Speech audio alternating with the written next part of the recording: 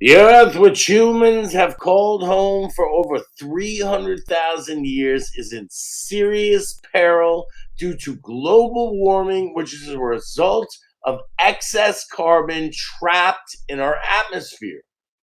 Since the Industrial Revolution, humans have been pumping noxious chemicals into our Earth's atmosphere, which has resulted in a rather dramatic change in the rate of warming of our Mother Earth.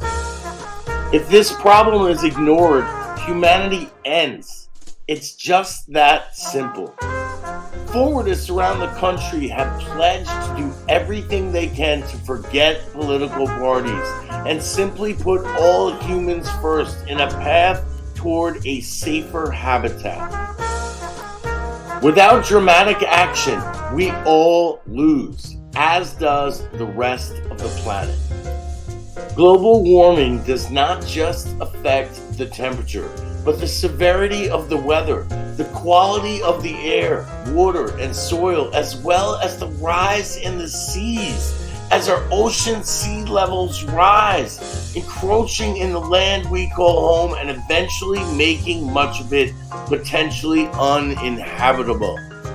The dramatic task ahead of us is removing the grip of our fossil fuel industries, as well as every business that has undue influence on the policymakers of the United States and around the world. It's essential to provide legal, taxable, and criminal incentives for those industries with environmental practices that harm the earth, creating an immediate and dramatic shift away from the actions of the past that continue to harm our earth, moving toward a future where short-term economic and enterprise solutions become more sustainable in the degrading environment in which we live.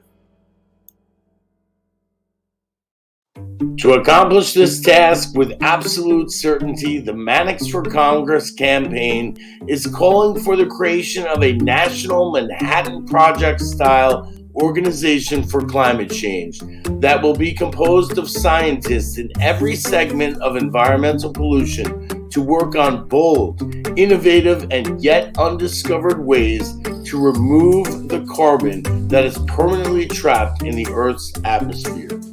The Climate Change Challenge Project will gather scientists, business leaders, and urban planners to come up with dramatic 21st century technological solutions to attempt to reduce the existing carbon in the air. The Paris Climate Treaty has set a deadline by 2030 to be at zero carbon emissions in sectors representing over 70% of global emissions, while at the same time maintaining the dramatic increase of annual temperatures to under 2 degrees Celsius compared to pre-industrial levels until 2050. The problem with this approach is that no matter how much we decrease the global emissions of greenhouse gases, the Earth's population will have increased by an estimated 2 billion people in 2050.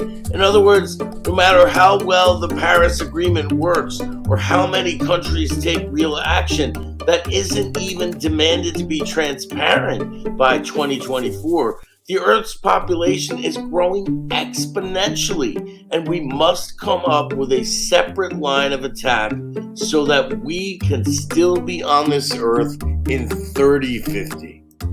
Without new technological and scientific solutions that focus on reducing existing carbon that is in our atmosphere, the world's population will not be able to sustain a similarly functional life on Earth.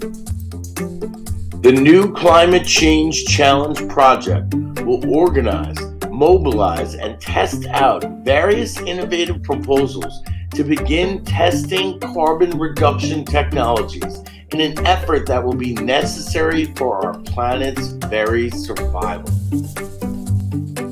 The second facet of combating climate change is the development of a climate change civic jury, where individual citizens in every House district will meet with scientific experts to learn about local, national, and international climate issues, and in turn, educate the public as to the problem and the many solutions that each citizen can implement in their daily lives. The Climate Change Civic Juries will meet on a monthly basis and act as climate liaisons within their communities, holding educational workshops online and off to focus on the local environmental issues that each district should be aware of and implement action plans.